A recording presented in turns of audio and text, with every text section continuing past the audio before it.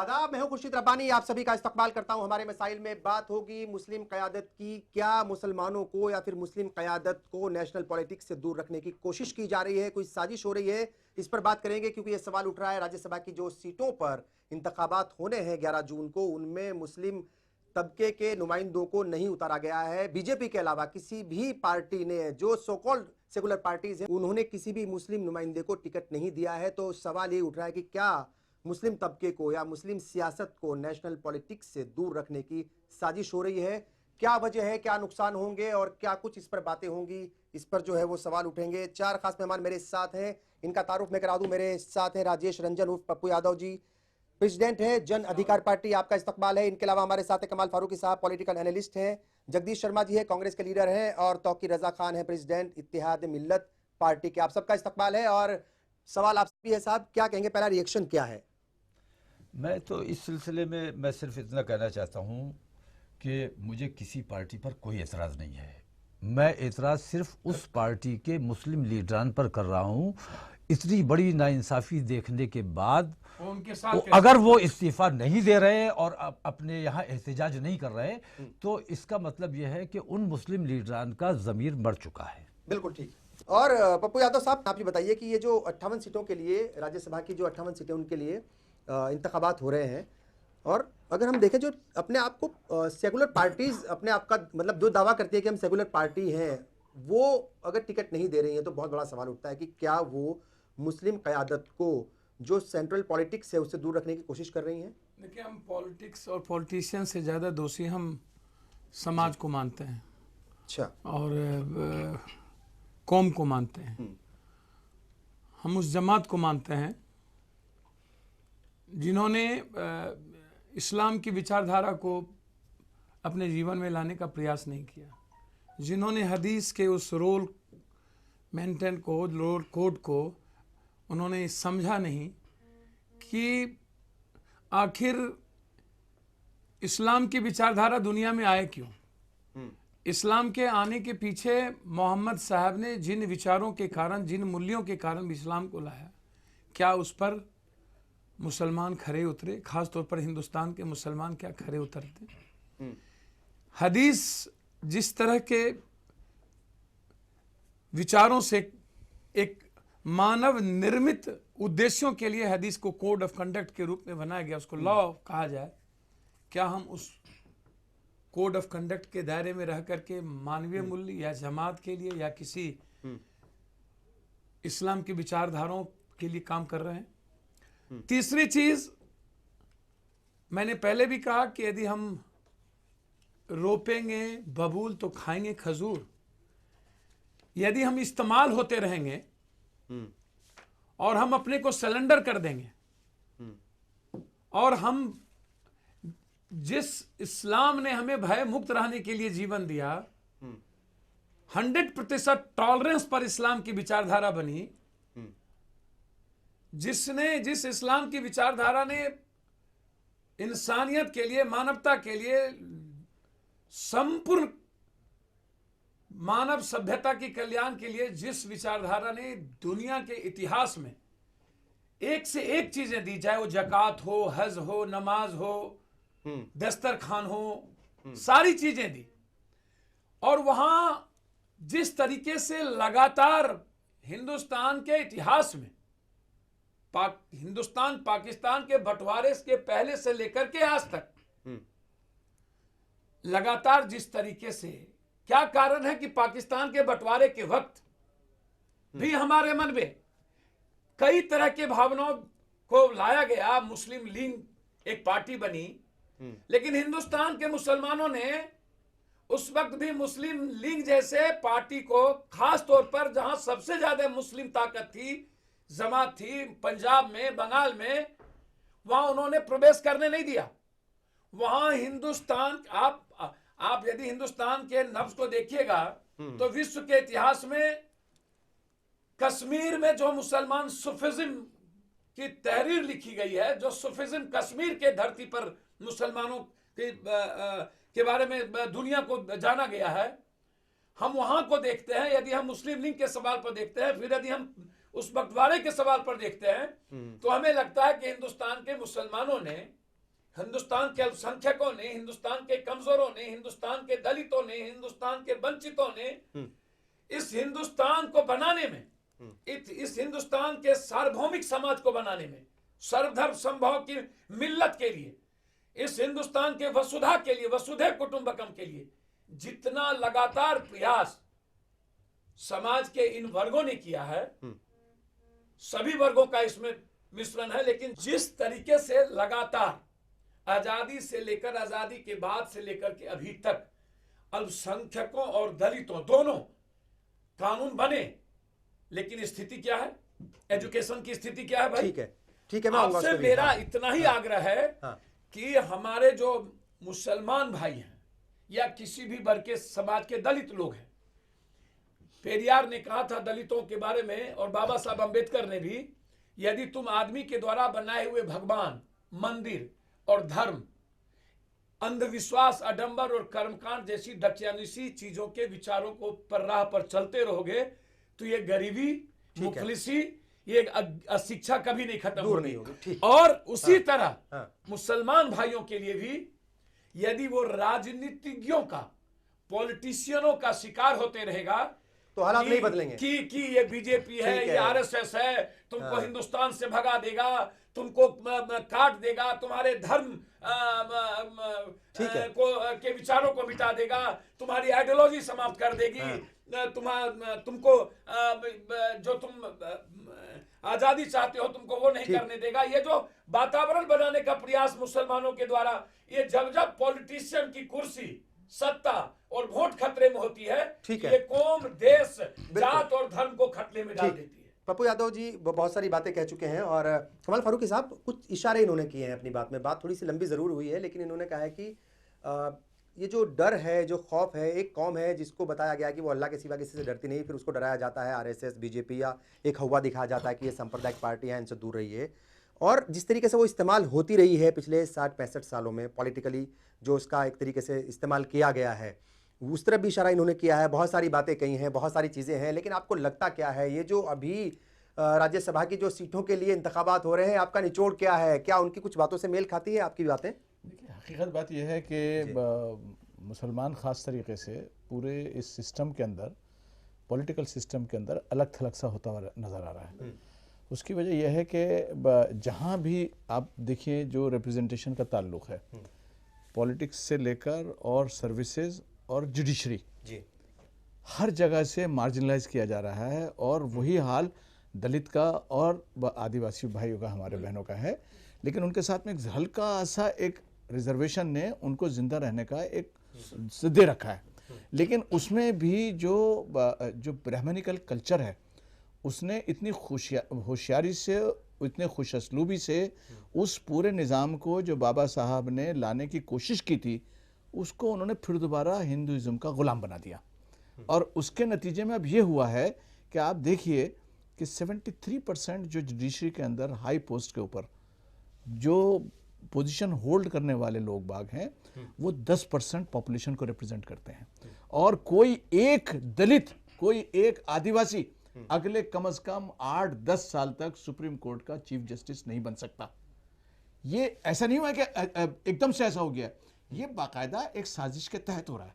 और जहाँ जहाँ भी ये लोग हैं, उनको काटने की, उनको ख़त्म करने की, उनको मार्जिनलाइज करने की कोशिश हो रही है। यही काम मुसलमानों के साथ में हो रहा है।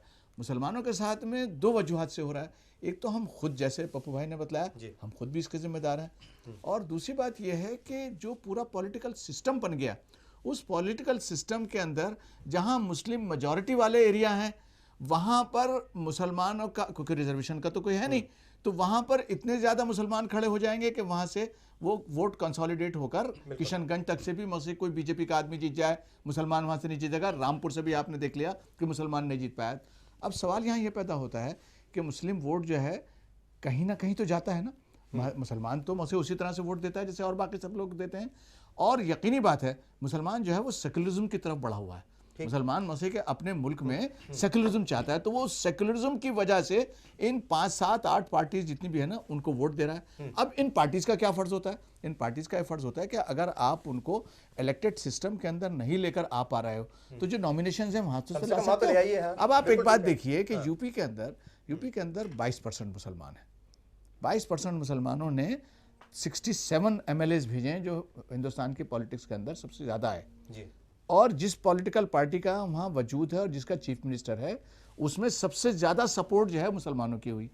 लेकिन उनको कोई अच्छा कॉम्पिटेंट मुसलमान नज़र नहीं आता, उनको कोई कॉम्पिटेंट मुसलमान नज़र नहीं आएगा। 7 उनके सीट थी, 7 में से किसी एक को भी नहीं दिया उन्होंने। ठीक है। कांग्रेस है, जो कांग्रेस बेसिकली में से दलित और मुसलमानों की बुनियाद के ऊपर खड़ी हुई है। और अगर जो उसका जो आसाम में जो तरीका हुआ है ना, अगर यही तरीका इख्तियार रहा तो कांग्रेस वाइप आउट होनी शुरू हो जाएगी, क्योंकि कांग्रेस को मुसलमानों ने वहां भी वोट दिया, लेकिन ये कंसोलिडेशन दूसरी तरफ हो गया।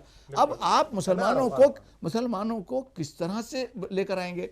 कांग्रेस पार्टी है, समाजवादी पार्टी है, आरजेडी है, बाकी और अपने आप को सेक्युलर पार्टीज कहने वाले हैं, वो अपने अगर रिप्रेजेंटेशन नहीं देंगे तो राज्यसभा में और बाकी जगह पर आएंगे कैसे? मैं आऊंगा पप्पू जी आपके पास भी, चूंकि जगदीश शर्मा जी को भी बोलना है। दोनों की बातें आपने कही हैं और बड़ी पार्टी जो है उसको जवाब देना बहुत जरूरी है उसका।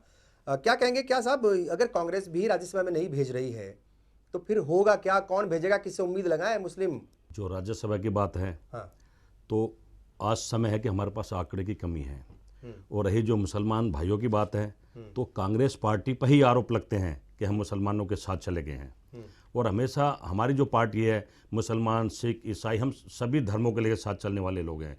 पर आज जो हालात हैं, आज हमारे पास आंकड़े नहीं है कि हम उनको इतनी टिकट दे सकें। और हमारे पास आंकड़े होते तो हम जरूर देते। और हमने हमेशा मुसलमान भाइयों को और हिंदू भाइयों को साथ लेकर राजनीति करी है, कभी भी भेदभाव नहीं करा। मैं आपको एक बात बताना चाहूँगा, आप IB में जाइए, SPG में जाइए, सेना में जाइए, वो तो है। मैं बहुत ही गंभीरता के साथ इस बात पर आना चाहूँगा। जुडिशरी में जाइए, जुडिशरी तो बहुत ऊंची की चीज हो गई। आप क्या कारण है कि मुसलमानों को आज़ादी के वक्त से लेकर के आज तक मुसलमान इन चीजों में भर्ती ना हो? एक साजिश के तहत भर्ती नहीं होने दिया गया। ठीक है। ये नहीं कि मुसलमान सेना में नहीं जाना चाहते थे, मुसलमान SPG में नहीं जाना चाहते थे, मुसलमान IB में नहीं जाना चाहते थे, मुसलमान रॉ में नहीं जाना चाहते थे।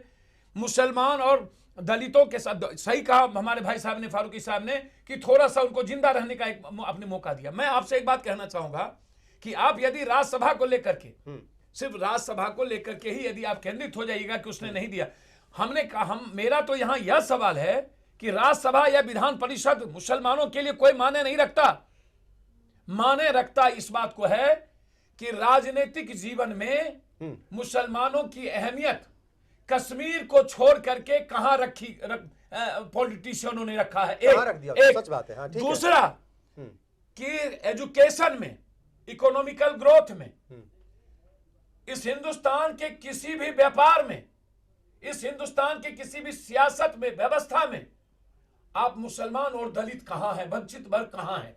मुसलमानों की स्थिति आप स्पष्ट रूप से एक बात जान लें। देखिए, चूंकि वक्त ब्रेक का हो गया, मैं आऊंगा वापस 3.6% एजुकेशन में आप नहीं है आजादी के बाद। ठीक है। और 2,82,00,000 इस हिंदुस्तान में गैर सरकारी सरकारी नौकरी है, जिसमें आप मिनिमम 18 से 20% मुसलमान हिंदुस्तान में है होने चाहिए, जिसमें आप 6.9% ही घुटने से नीचे वाले नौकरी में आप है, ऊपर नहीं। घुटने से नीचे जिस नौकरी की बहुत इंपॉर्टेंट इशू आपने उठाया है, बहुत इंपॉर्टेंट इशू उठाया। बहरहाल राज्यसभा के 58 सीटों के लिए इंतखाबात हो रहे हैं और सिर्फ बीजेपी ने 2 उम्मीदवार मैदान में उतारे हैं।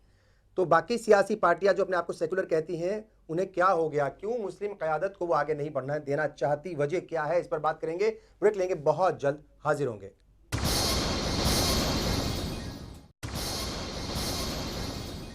ब्रेक के बाद एक बार फिर आप सभी का इस्तकबाल है। आप देख रहे हैं हमारे मसाइल। बात हो रही है राज्यसभा के 58 सीटों पर जो वोट डाले जाएंगे या जो इंतखाबात होंगे, उनमें से मुस्लिम क़यादत जो है वो क्यों नदारद नजर आ रही है, क्यों उसे दूर रखा गया है, इस पर बात हो रही है। बीजेपी ने 2 उम्मीदवार मैदान में जरूर उतारे हैं, 2 को टिकट दिया है। बाकी जो सेकुलर पार्टीज हैं उनको क्या हो गया, क्यों उन्होंने मुस्लिम क़यादत को आगे नहीं बढ़ने दिया? तो किस साहब, आपको क्या लगता है कि क्या ये वाकई जो एक सियासी पार्टियों का एक दोहरा रवैया है, दोहरा चेहरा है, या उनकी मतलब जो है एक अलग तस्वीर सामने आ रही है कि भाई आप सेकुलर पार्टीज हैं और आप मुस्लिम क़यादत को पीछे रख रही हैं?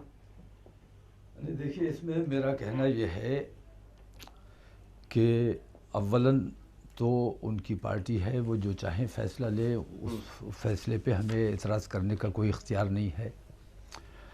और ख़ास तौर से सेकुलर जितनी जमातें हैं वो हमेशा बीजेपी का हुआ दिखाकर वोट हासिल करती रही हैं और उन पार्टियों का भी ये मानना है कि मुसलमान मोहब्बत में नहीं बल्कि खौफ की वजह से हमारे साथ है। तो ये जो मुसलमान की इमेज बन गई है और इस वक्त जो नज़रअंदाज किया गया है, तो मैं ये समझता हूँ कि मुस्लिम क़यादत को ख़ास तौर से और मुस्लिम अवाम को आईना दिखाने की कोशिश की गई है कि आप लोगों की अहमियत और इज़्ज़त हमारी नज़र में कितनी है।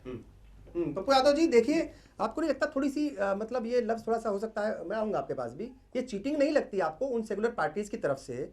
क्योंकि जब उनके एमएलए जीतते हैं तो उनको जिताने में मुस्लिम तबके का भी बड़ा रोल रहता है, तो उन एमएलए सबसे बड़ी बात इस हिंदुस्तान में सेकुलर शब्द को हटा दीजिए। तो कि क्या आप सेकुलर इसकी को, definition बदल ये रही है? मानवतावाद को, मैं आ रहा हूं सर आपके पास। ये सेकुलर शब्द, ये वाद, ये मार्क्सवाद, ये समाजवाद, ये मानव, ये सब कुछ, ये जितना वाद है ना, ये पॉलिटिशियनों के मुंह से शोभा नहीं देता। पॉलिटिशियन इस हिंदुस्तान का सबसे बड़ा नासूर है सोसाइटी के लिए। तो फिर कहां जाएंगे? ये एक बात। सबसे दूसरी बात, सेकुलर शब्द सिर्फ सत्ता, वोट, दुनिया पावर की कोई के लिए। आप चाहे आप बीजेपी के पास चले जाइए, बीजेपी के पास यदि कोई हिंदू या धर्म का मुद्दा है तो वो वोट के लिए। यदि आप सेकुलर पार्टियों के बीच आ जाइए, यदि कोई मुद्दा है तो वो वोट और सत्ता और सियासत के लिए है। मुसलमानों को हमेशा इस हिंदुस्तान के अवाम, हिंदुस्तान के खिलाफ माहौल तैयार किया गया पॉलिटिशियनों के द्वारा, आजादी के बाद से लेकर के आज तक। मुसलमान, आप जो लोग बोलते हैं ना कि मुसलमान हमारे लिए बहुत अच्छे हैं, मुसलमान सेकुलर है, उनके भीतर के चोला बहुत गंदे हैं। जो दलित प्रेम की बात करता है, जो दलित उठाने की बात करता है, पेरियार के मंदिर जाता है और 124 अंबेडकर साहब की जयंती मनाता है 25वां। अंबेडकर साहब ने कहा था मंदिर और धर्म और भगवान से दूर करो गरीब को। अंबेडकर साहब ने कहा था कि तुम निजी क्षेत्रों में और कॉमन एजुकेशन और कंपलसरी एजुकेशन करो। पेरियार ने भी यही बात कही थी। आप मुसलमानों की बात करते हैं, इसका मतलब शुरू से लेकर के तुम मुसलमानों को एजुकेशन में नहीं आने दिए, तुम जुडिशियली में नहीं जाने दिए, तुम आईबी, सेना, रॉ, एसपीजी, तुम किसी भी संस्था में नहीं जाने दिए। निश्चित रूप से साजिश की गई मुसलमानों के खिलाफ लगातार, आज की बात नहीं है। और साजिश करने में यही सारे सेकुलर पार्टी के लोग हैं। लालू और नीतीश कुमार, ये कैसा सेकुलर है भाई?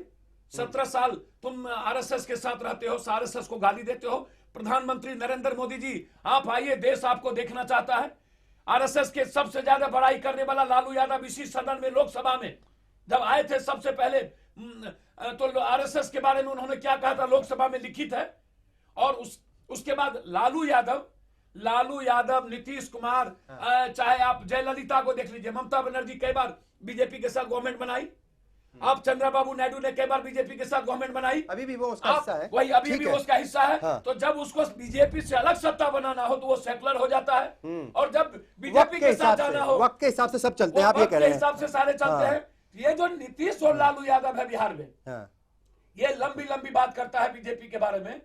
मैं आप नीतीश कुमार से जरा सा पूछिए तो, उन्होंने अभी बजट दिया है अल्पसंख्यक कल्याण में, उन्होंने दुनिया का सबसे कम बजट, हिंदुस्तान का सबसे कम बजट अल्पसंख्यकों के लिए दिया है। उनसे और लालू यादव उनके सेकेंड मैन, ठीक है, सेकेंड मैन सियासत में बेटा, थर्ड मैन मंत्री बेटा, चौथा में कोई और। सबसे ज्यादा वोट इस बार यदि किसी ने राज्यसभा में बेटी, वही तो मैं कह रहा हूं, मैं वही बात मैं कह रहा हूं। और नीतीश कुमार जिस तरीके से साजिश के तहत लगातार नीतीश और लालू मुसलमान की राजनीति और मुसलमान की सियासत खत्म करने का प्रयास लगातार शुरू से किया जा रहा है। इस हिंदुस्तान में आरएसएस पर भरोसा कर लेना, लेकिन लालू नीतीश पर भरोसा मुसलमान को कभी नहीं करना चाहिए।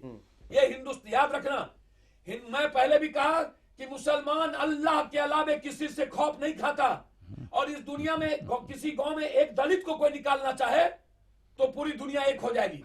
इस दुनिया में किसी एक मुसलमान पर कोई उंगली उठेगी तो पूरी दुनिया एक हो जाएगी। ठीक है, मैं मुसलमान को कोई भगा दे, मुसलमान को कोई डरा दे, मुसलमान को कोई उसकी आइडियोलॉजी, उसके धर्म को कोई चूर कर दे, ये नहीं हो सकता। लेकिन इन लोगों ने आज तक मुसलमानों को का इस्तेमाल किया सियासत के लिए, गलत इस्तेमाल किया। कुछ ऐसे लोग हैं जो लगातार ये प्रयास करते हैं कि मैं बना रहूं सुर्खियों में, अखबारों में, और लोगों को मौका मिलते रहे, वोट का बंटवारा हो। और यह सेकुलर पार्टी के नेता भी चाहते हैं, और गैर सेकुलर पार्टी के भी नेता चाहते हैं कि ये दोनों गाली गलौज करते रहे। मैं और आऊंगा मुसलमान और हिंदू का बंटवारा वापस कर आऊंगा सियासत क्योंकि बना वक्त की कमी है। क्या लगता है चूंकि ये बड़ी चीजें हैं और बहुत सारी बातें तो जरूर एक कहीं ना कहीं उनके मन में कुछ एक दर्द है जिसकी वजह से वो इतना बातें कर रहे हैं, लेकिन ये जो सेकुलर पार्टी का जो रवैया है, आपको लगता है कि मुस्लिम तबके में बेचैनी है और जो सेकुलरिज्म के ऊपर उनका भरोसा था या सेकुलर पार्टियों के ऊपर उनका भरोसा था, कमाल फारूकी साहब, आपको लगता है कि वो भरोसा कम होगा, उठ जाएगा? नहीं, मैं समझता हूँ कि ये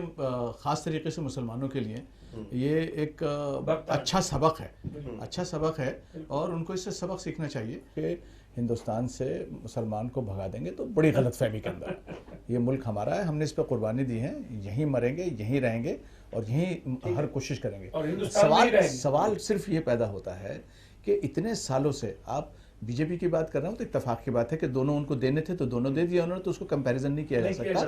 लेकिन जहां हमें जो सबसे ज्यादा जो तकलीफ है, सबसे ज्यादा तकलीफ हमको दो पॉलिटिकल पार्टी से है। एक समाजवादी पार्टी जिसके पास 7 आदमी थे और जिसकी मेजॉरिटी जो है मुसलमानों की वजह से, और एक कांग्रेस जो कि आसाम में भी मुसलमानों का वोट बड़ी तादाद में गोगोई को पड़ा, लेकिन उसके बावजूद जब हमारी यागिनी बहन जो परसों मेरे साथ में थी वो कहती है कि नहीं वहाँ कॉम्पिटेंस और उसका ध्यान रखना पड़ेगा, तो उन्होंने बहुत कायदे में मुसलमानों को ये बात कह दी कि तुम कॉम्पिटेंट नहीं हो, तुम कॉम्पिटेंट नहीं हो तो तुम राज्यसभा क्यों दखल कर सकते हो? में कोई एजुकेशन नहीं है। क्या सर ये क्या है, मतलब क्या आपको कोई ऐसा काबिल कैंडिडेट नहीं मिला कि भाई जिसको जो है आप मैदान में उतार सकते? कितनी सीटें जो है देखिए खाली हो रही हैं, 13 सीटें कांग्रेस की खाली हो रही हैं, फिर उसमें क्या कोई एक भी आदमी आपके पास ऐसा नहीं है कि जिसको मैदान में उतारते हैं, जिसको टिकट दे दिया राज्यसभा का? देखिए, जो सही बात है, हमारे पास आंकड़ों की कमी है। बस आप तो जहां यही वो- आंकड़ों वालों को कब तक आप लेकर मेरी के बात चलेंगे? सुन लीजिए पहले। हाँ। और जब तो कपिल सिब्बल के लिए ये आंकड़ा कैसे पूरा हो जाता है? चिदंबरम दूसरे जो के लीडर लिए। पी चिदंबरम के देखिए, लिए ये कैसे पार्टी की आंकड़ा? रणनीति है, इस रणनीति के आधार पर हाँ, सही पार्टी कह रहे इसका हैं। जवाब रणनीति देगी। के मेरा बुनियाद के ऊपर है, सही कह रहे हैं। अब इसमें जो मैं आपको कहना चाहता हूँ, पप्पू भाई जो नाराज हो रहे हैं मुसलमान भाई को लेके, कि कह रहे हैं मुसलमान भाई को नहीं, वो दलित के लिए मुसलमानों कह रहे हैं कि ये इस बात को लेकर नाराज हो रहे हैं कि सरकार के वो हिस्सा नहीं है। मैं आपको बता देना चाहता हूं, सीएम इब्राहिम कांग्रेस सरकार में आईबी के हेड थे, और नहीं फिर वही बात, वो भी मुसलमान है। मैं आपको बताना चाहता हूँ, नहीं आप ऐसा मत करिए, आप मुसलमान भाई को गुमराह मत करिए। वो एसपीजी में भी हैं, वो पुलिस में भी हैं, वो टीचर भी हैं, पूरे देश में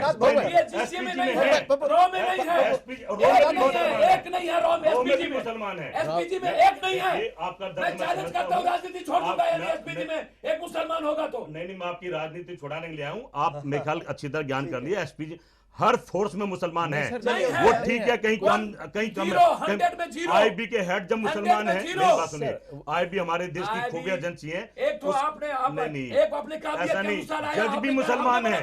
मेरा कहने का मतलब है कि मैं समझता हूँ आपका दर्द जो है, इब्राहिम काबिलियत थे, वो आए, मतलब वो काबिलियत थे, वो आए, तो अभी नहीं है कोई काबिल। कांग्रेस के टाइम में तो आए, कांग्रेस तो लेके आई। कांग्रेस पार्टी का आरोप लगता है। कांग्रेस पर तो विरोधी नहीं बना रहा हूँ, नहीं, मैं बात क्यों नहीं कांग्रेस कर रहा हूं। मुसलमान मैं विरोधी है मुसलमान की बात कांग्रेस, कर रहा हूं। ये बात तो मैं नहीं कह रहा हूँ। मैं कह रहा हूँ, और दूसरा मैंने कहा मुसलमानों को क्यों सेना में क्यों 1.3 मुसलमानों के लिए पूरे देश में रास्ते खुले हैं, हो सकता है कि वो खुद भी जिम्मेदार हो, पूरे देश ये में भी तो हो रास्ते सकता खुले है। हैं, ऐसा नहीं कि बंद है, कहीं बैन लगा है। सर कौन जिम्मेदार है सर? मेरा अपना ऑफिस है, उसमें 8 मुसलमान भाई सर, मेरे क्यों साथ हैं। PPS नहीं, फिर अपना नहीं, अरे आपके ऑफिस की बात नहीं हो रही ना यहाँ पे, बात यहाँ एक नहीं सिस्टम की बात हो रही है। सिस्टम की बात कर रहा हूँ। सिस्टम आपके ऑफिस से नहीं चल मुसलमान रहा हर है। जगह है, ऐसा नहीं कि नहीं है। अच्छा सर, कश्मीर फोन छोड़ में भी करके कहीं मुसलमान है। हिंदुस्तान में पप्पू भाई देखिए, नहीं तो अभी कांग्रेस की लिस्ट में कोई मुसलमान क्यों नहीं देखिए, है? कांग्रेस पर कितने आदमी, हाँ, हर 13 जगह आदमी। है। हाँ। इतनी बड़ी कांग्रेस, 13 आदमी। अच्छा कितने जब हमारे पास थे तो हमने दिए। अच्छा कितने हमने परसेंट? बहुत लोगों नहीं, सरकार आपकी होती तो आज भी आपको देना पड़ता, हम देते, जिस तरह बीजेपी दे रही है। मुसलमान भाई, बीजेपी मुसलमान मोहब्बत भाई में नहीं दे हमारे रही है। साथ ऐसा तो नहीं है। हमारे साथ प्यार में है,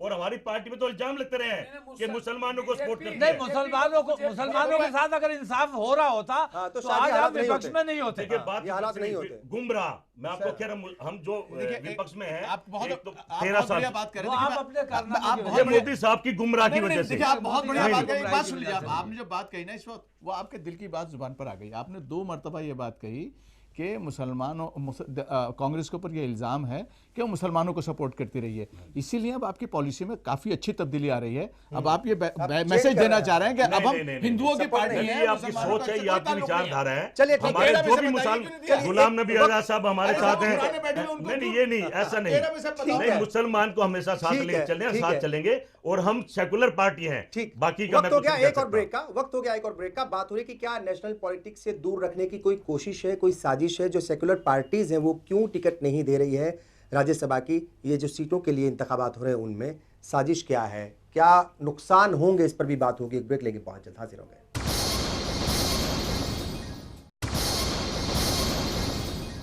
ब्रेक के बाद एक बार फिर आप सभी का इस्तकबाल है। आप देख रहे हैं हमारे मसाइल। बात हो रही है मुस्लिम तबके की, क्या उसे सियासत में उसकी हिस्सेदारी नहीं मिल पा रही है? वजह क्या है? क्योंकि ये सवाल इसलिए उठ रहा है कि राज्यसभा की जो अभी कुछ सीटें खाली हुई हैं और उनके इंतखाबात जो हो रहे हैं उसमें सिर्फ बीजेपी ने 2 उम्मीदवारों को मैदान में उतारा है, 2 को टिकट दिया है, 2 मुस्लिम्स को। बाकी किसी भी सो कॉल्ड सेकुलर पार्टी ने किसी मुस्लिम को टिकट नहीं दिया। तो सवाल ये उठता है कि क्या नेशनल पॉलिटिक्स से उन्हें दूर रखने की कोशिश की जा रही है? कोई साजिश है? वजह क्या है? बीजेपी हाँ। क्या नेशनल पॉलिटिक्स में ठीक मुसलमान है। को ला रही है? हाँ ठीक है, लेकिन वो 2 लोग तो हाँ, ठोस राज्यसभा के लोग हैं, बीजेपी क्या उनको नेशनल पॉलिटिक्स में लाना चाह रही है? ठीक है, वो भी नहीं, वो ये चूंकि वो बार ये जिक्र करना, हाँ ये मुझे लगता है कि कहीं ना कहीं ये गलत फहमी मैसेज समझा जाएगा। हाँ पैदा नहीं, की लेकिन जाएगी। पैदा नहीं मैं हो जो ये- 2 दिए ये- गए हैं तो बात मैं- रखी जाएगी ना। मैं- हाँ मैं- मेरा ये कहना है, हम्म। मेरा ये कहना है कि सब कुछ में आरक्षण है, तो राज्यसभा और एमएलसी में भी। एक तो मेरा पहले ही है कि एमएलसी और राज्यसभा जिसने भी बनाया, क्यों बनाया, मुझे नहीं पता।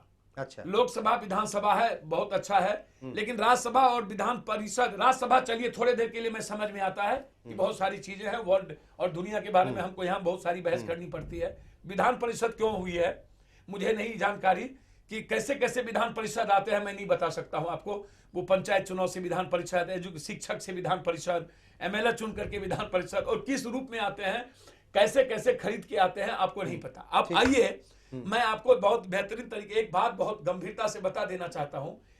मुसलमानों को एक बार निर्णय लेना पड़ेगा। मैं दिल से आपको कहना चाहता हूं, निर्णय लेना पड़ेगा इस बात से। जब छोटी छोटी पार्टियों का अलायंस सभी जगह हो रहा है, तो मुसलमान एक पार्टी बने जो अलायंस करे, वो किसी के साथ ना जाए, किसी को वोट ना दे। तब इनको औकात का और हैसियत का पता चलेगा सेकुलर पार्टी को कि इनकी हैसियत कहां है, ये कहां है। ये जो मुस्लिम और दलित का वोट ले लेते हैं, ये दलितों को, मैं रियल कहता हूं, ये बाबा साहब अंबेडकर के बाद पेरियार, और इनके बाद बाबा साहब अंबेडकर के बाद काशीराम जी, जगजीवन बाबू और काशीराम, जगजीवन राम कुछ, काशीराम थोड़ा ज्यादा, कुछ इलाके में। हमारे तरफ पेरियार और महात्मा फूले नहीं पैदा हुए। नतीजा हुआ कि दलितों की जो राजनीति है उन्होंने पूंजीपतियों ने किया, मनुवादी लोगों ने किया। आप कम्युनिस्ट में चले जाइए, वो दलित की राजनीति और वंचितों की करते हैं, लेकिन एक भी पोलिट ब्यूरो मेंबर, न माइनॉरिटीज, न दलित, न बैकवर्ड, न ओबीसी। अब हिंदुस्तान की सियासत का यही कड़वा सच है कि एक भी दलित और माइनॉरिटीज नहीं होगा पोलिट ब्यूरो मेंबर में। किसी भी परिस्थिति में चाबी रामविलास पासवान जी चाबी लेके घूम रहे थे, ताला चाबी दे दो, क्या हो गया भाई, कहां चले गए मुसलमान? नीतीश कुमार जी के मंत्रिमंडल में आप देख लीजिए, एक भी डिप्टी सीएम बने वो मुसलमान नहीं होंगे। सबसे ज्यादा वोट मुसलमानों का बना, मुसलमान नहीं होंगे। सबसे ज्यादा ज्यादती अभी आपको, यदि मैं नहीं लेना चाहूंगा, मैंने कई बार कहा कि अभी शहाबुद्दीन पर एक आरोप लगा, मैंने कहा यदि शहाबुद्दीन 302 के मुकदमा ने किया है तो उसको तुम केस में क्यों नहीं इन्वॉल्व कर रहे हो? लेकिन नहीं किया है तो तुम लगातार तंग करने की जो साजिश है तुम्हारी सत्ता के लिए, और लगातार तुम नई चीजें, अभी तस्लीमुद्दीन को तुमने रौंद दिया। तस्लीमुद्दीन एक बात उन्होंने कही, उसको तुमने रौंद दिया, और रघुवंश बाबू लगातार बोल रहे हैं उस पर कोई चर्चा नहीं, तस्लीमुद्दीन ने कह दिया तो तुम उसको रौंद दिए। ये क्या सबसे दोहरा रवैया, ये सबसे कमजोर क्या हिंदुस्तान में दलित और मुसलमान ही है, जो कि एक तरफ 28% हिंदुस्तान का दलित है, दूसरे प्रतिशत 14 से 18% मुसलमान है। हम तो चाहेंगे हिंदुस्तान के दलित और मुसलमान को एक होकर के हिंदुस्तान की सियासत को बदले, मेरा आग्रह है। जब तक नहीं बदलेगा, ये नीतीश, लालू यादव, ये ममता, ये उत्तर प्रदेश, ये इस टाइप के लोग ये हिंदुस्तान में ये आपका इस्तेमाल करते रहेंगे। ये इस्तेमाल फकीर रजा साहब, रहेंगे। ये जो चीजें हो रही हैं, बदलना आपको चाहिए। बिल्कुल बदलना चाहिए। ये जो चीजें हो रही हैं, और अब हम देख रहे हैं कि एक नया जो है प्लेटफॉर्म तैयार हो रहा है। वो कह रहे हैं कि मुस्लिम क़यादत को साथ आना चाहिए, जय मीम जय भीम की बात भी हो रही है।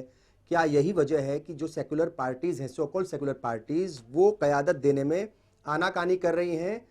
थोड़ा सा मतलब कहीं ना कहीं अगर कहा जाए तो साजिश भी उसको कह सकते हैं कि भाई आपने वोट तो ले लिए, लेकिन जब उनको उनकी हिस्सेदारी देने का वक्त आया तो आप पीछे हट गए। तो यही वजह है कि जो एक मुस्लिम इत्तेहाद हो रहा है, मुस्लिम और दलित इत्तेहाद होने की बात हो रही है, क्या ये उसी को जो है जन्म देने की बात है? मुस्लिम क़यादत को बिल्कुल ख़त्म करने की साजिश रची जा रही है। और मैं बारहा ये बात कहता रहा हूँ और आज भी ये बात पूरी जिम्मेदारी से कह रहा हूँ कि भारतीय जनता पार्टी हो या आरएसएस हो या दीगर हिंदूवादी संगठन हो, इन सबसे ज़्यादा ख़तरनाक मैं मानता हूँ ये अपने आप को जो सेकुलर्स कहते हैं, ये नामनिहाद सेकुलरिज्म वाले जो लोग हैं, ये मुसलमानों के लिए बहुत बड़ा जहर है। और आज मुसलमान हिंदुस्तान में जिस किस्म की ज़िंदगी बसर करने पे मजबूर है, उसके लिए मैं भारतीय जनता पार्टी या आरएसएस से बड़ा दोषी मानता हूँ कांग्रेस को। अच्छा। क्योंकि कांग्रेस की मुसलसल हुकूमत रही है और कांग्रेस के दौरे हुकूमत में हम इस हाल को पहुँचे हैं। और ये इलाकाई जितनी पार्टियां हैं, ये सेकुलरिज्म, सिर्फ इनका सेकुलरिज्म जो है ये भी ढकोसला है। मैंने देखा ये वक्त के हिसाब से सेकुलरिज्म के आपको याद होगा अभी रशीद मसूद साहब ने एक सीट खाली की थी। रशीद मसूद साहब की सीट जब खाली हुई तो समाजवादी पार्टी ने ये कह के कि चूंकि रशीद मसूद कांग्रेस से थे तो कांग्रेस को ही यह सीट दी जानी चाहिए, ये अखलाकी जिम्मेदारी है हमारी। लेकिन उनका अखलाक मुर्दा हो गया उस वक्त। अगर वो ये भी कहते कि चूंकि मुसलमान थे रशीद मसूद इसलिए मुसलमान को दी जानी चाहिए, ये बात वो नहीं कह सके। कांग्रेस को सीट दे दी, लेकिन ये कि मुसलमान, भाई कांग्रेस के जरिए भी मुसलमान आ सकता था, लेकिन मुसलमान को नजरअंदाज किया जाता है। और सिर्फ इसलिए नजरअंदाज किया जाता है कि मुसलमान के पास कोई रास्ता नहीं है, जाएगा कहाँ, ये एक बड़ी वजह करेंगे तभी हमारे साथ आएगा। अब मुसलमानों को मसला जो है सबसे बड़ा, मुसलमानों को अब इन पार्टियों को, जैसे इन्होंने हमें आईना दिखाया है, अब वक्त आ गया है कि ऐसे अब हम इन्हें आईना दिखा दें और इंशाल्लाह 17 में हम दिखाने वाले हैं। जगदीश शर्मा जी, आपको लगता, मैं आ रहा हूं आपके बाद, जगदीश शर्मा जी, आपको लगता है कि चूंकि बीजेपी का एक अलग जो है वो काम करने का तौर तरीका है, अलग तरह की सियासत वो करती हैं, लेकिन कांग्रेस को या जो सेकुलर पार्टीज हैं उनको ये लगता है कि चूंकि मुस्लिम तबका कहीं जाएगा ही नहीं, किसी और को वोट देगा ही नहीं, उसको हार के, थक के, मर के, सड़ के आना मेरे पास ही है। यही वजह है कि वो जब उसको चाहता है कांग्रेस, जब कांग्रेस को लगता है कि उनको देना चाहिए, कोई भी सेकुलर पार्टी, बिल्कुल, जब उनको लगता है कि इस्तेमाल करना है कर लेते हैं, जब उनको लगता है इनको फेंकना है फेंक देते हैं। देखिए, जो सच बात है, आपकी बात ठीक है, उत्तर प्रदेश में देखने को मिल रहा है मुसलमान इकट्ठा नहीं है, कोई मुलायम सिंह के साथ है, कोई कहीं है, तो हलक मुसलमान बंटने का फायदा ही पूरी पार्टियां उठा रही हैं। लेकिन कांग्रेस पार्टी ने हमेशा मुसलमान का साथ दिया, मैं तो इतनी बात कहूँगा, और अपने साथ लेके चली है और चलती रहेगी। जिस तरह की ये जो राजनीति का माहौल बन गया है, ये वाकई एक विचार कुछ जगहों पर कांग्रेस ने बात, एक देखिए कहने के लिए बात, बिहार में भी मुख्यमंत्री एक बार कांग्रेस ने बनाया, महाराष्ट्र में भी मुख्यमंत्री कांग्रेस ने, राजस्थान में भी बनाया, राजस्थान में भी उन्होंने मुख्यमंत्री कांग्रेस ने बनाया। जो बात एक जगह और शायद आसाम में या केरला में भी कहीं बनाया था। जो बात सही है, साथ ही मुसलमान को आतंकवादी भी कांग्रेस ने बनाया। वही बात देखिए, एकदम, मैं एक मिनट मैं एक बात मैं बता दूं कि प्रिंसिपल ने, विचारों ने, आइडियोलॉजी ने मुसलमानों को आतंकवादी ही नहीं, दलित को उग्रवादी भी बनाया। जी जी, बिल्कुल सही है। सिर्फ मुसलमानों की बात मत करिए, दलितों को उग्रवादी भी बनाया। जो पप्पू भाई ने जो बात कही है ना, कमल फारूक साहब, और आगे लेकर चलता हूँ इस बात को कि देखिए प्रॉब्लम क्या है। प्रॉब्लम यह है, और इस ऐसा नहीं है कि हम और आप यहाँ बैठकर सोच रहे हैं, इवन आरएसएस भी जो है ना इस तरफ सोच रही है, और वो दलितों को वैसे अपना करीब करने की कोशिश करी, क्योंकि उनको लग रहा है कि हमारे 100 तकरीबन 38-39 दलित मेंबर ऑफ पार्लियामेंट हैं, लेकिन क्या दलितों के ऊपर वो कभी इकट्ठा हो पाते हैं?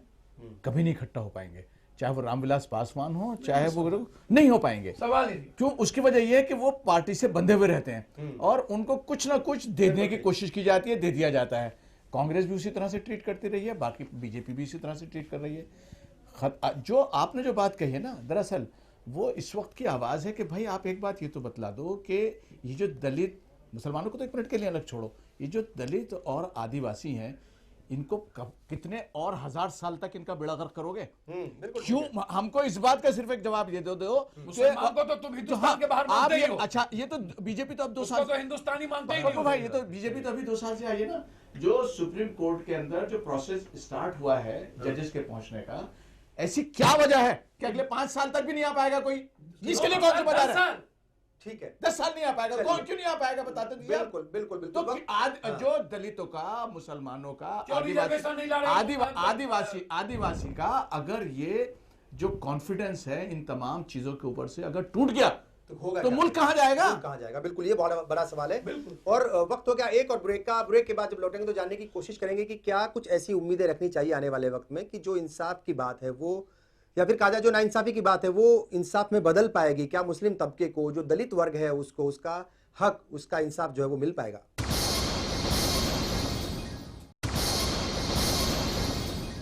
ब्रेक के बाद एक बार फिर आप सभी का इस्तकबाल है। आप देख रहे हैं हमारे मसाइल। बात हो रही है मुस्लिम सियासत को किस तरीके से थोड़ा सा बिखरने की या उसको अलग थलग करने की कोशिश की जा रही है। क्या नेशनल पॉलिटिक्स से मुस्लिम तबके को दूर रखने की कोशिश की जा रही है, इस पर बात हो रही है। कुछ सेकुलर पार्टीज जो हैं उनका असल चेहरा लोग कह रहे हैं कि वो सामने आ गया है। चूंकि राज्यसभा की जिन सीटों पर इंतखाबात हो रहे हैं, सेकुलर पार्टी ने किसी भी उम्मीदवार को मैदान में नहीं उतारा है, तो सवाल बहुत सारे हैं।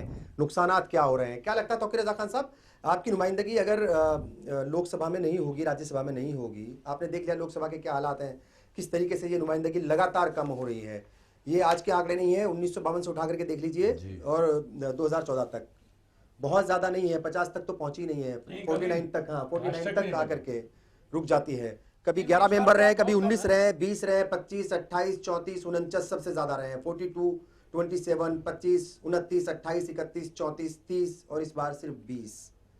कमोबेश उतनी तादाद जो है वो राज्यसभा में भी रहती है। तो जब आपके नुमाइंदे वहां होंगे नहीं, आपके मसले मसाइल को उस तरीके से उठाने की जो बात है वो नहीं हो पाएगी, आपके मसले मसाइल नहीं उठ पाएंगे फिर अच्छी से।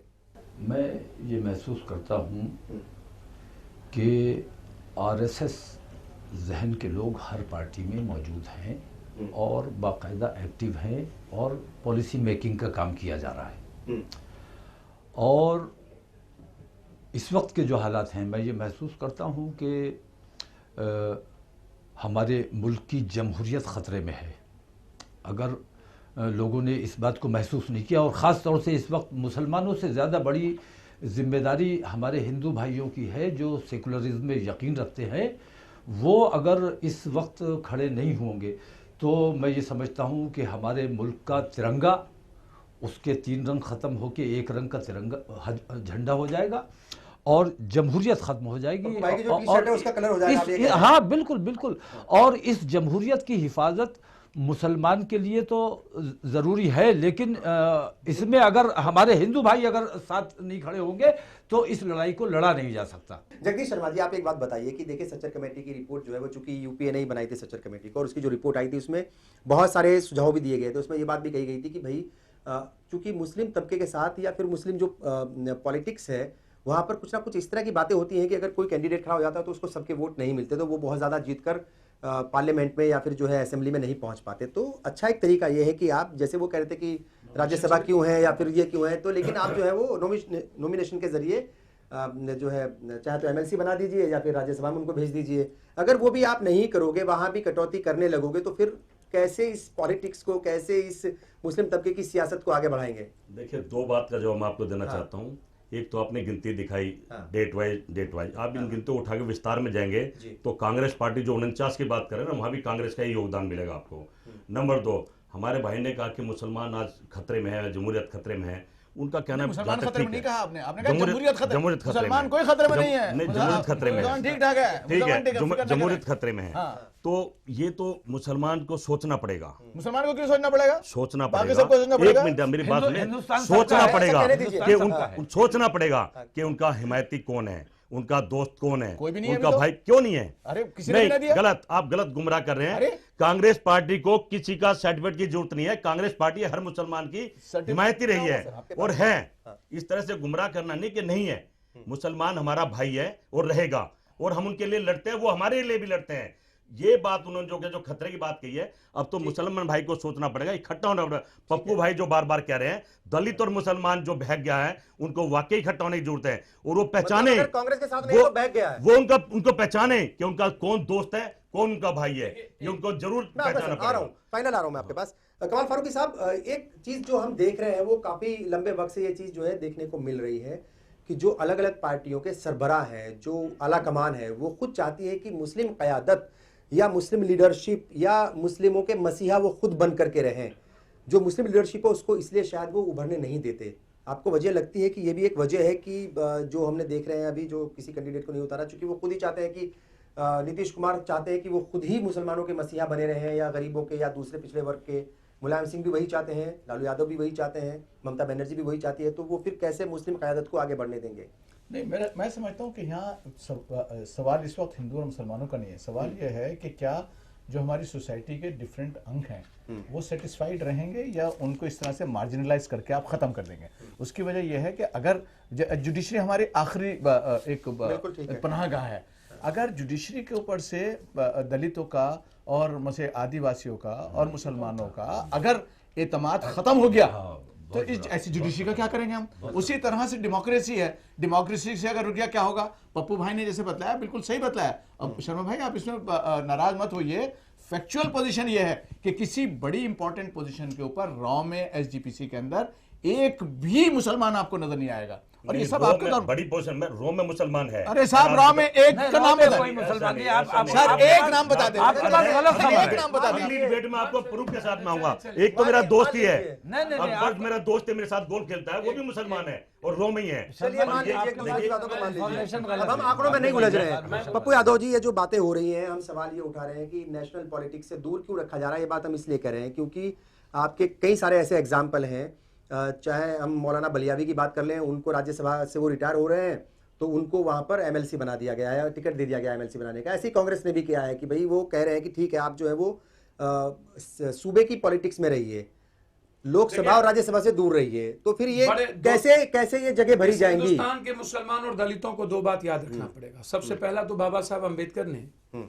लोकतंत्र की आजादी के वक्त जब लोकतंत्र बनने की नींव खड़ी की जा रही थी तो उन्होंने कहा था कि मैं इस फ्रीडम के साथ नहीं हूं क्योंकि ये वंचित, कमजोर, दलित, शूद्र, अल्पसंख्यक ऐसे जमात के लिए ये आजादी नहीं है। ये आजादी मनुवादी व्यवस्था, पूंजीवादी व्यवस्था के लिए है और मैं इसके साथ खड़ा नहीं हूं और वो खड़े नहीं हुए थे।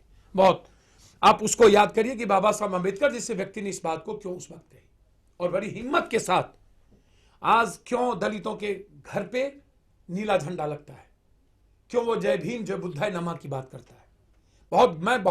मैं क्यों कह रहा हूं, यदि मुसलमान कुछ बोल दे तो हिंदुस्तानी नहीं है, और यदि दलित कहता है कि मैं अपने ही हिंदुस्तान में मेरा शोषण हुआ है तिरंगा के नाम पर, कभी किसी चीजों के नाम पर, ठीक, तब उस पर कोई चैलेंज नहीं होता। एक दूसरी बात, ये जो मनुवाद पूंजीवाद व्यवस्था शुरू से आज तक, सही उन्होंने कहा कि हर पार्टी को चलाता कौन है?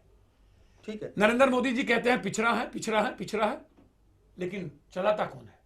आप उठा करके एक एक की पोस्ट पर आप देख लीजिए, चाहे सेक्रेटेरिएट पर हो, चाहे जिस पोस्ट पर आप देख लीजिए कि कौन बैठा हुआ है। आ जाइए आप, जो सेकुलर पार्टी है, अब करना क्या है सर? सेकुलर पार्टी ये तो है। सेकुलर पार्टी में जो भी राज्यसभा जाएंगे, जो भी लोग जाएंगे, बुरा नहीं मानिएगा, मैं ईटीवी के लिए नहीं कह रहा हूं, इस देश को जानने के लिए कह रहा हूं कि वही लोगों की पूछ सभी जगह है जो हिंदुस्तान के दलाल टाइप के लोग हैं, पूंजीपति।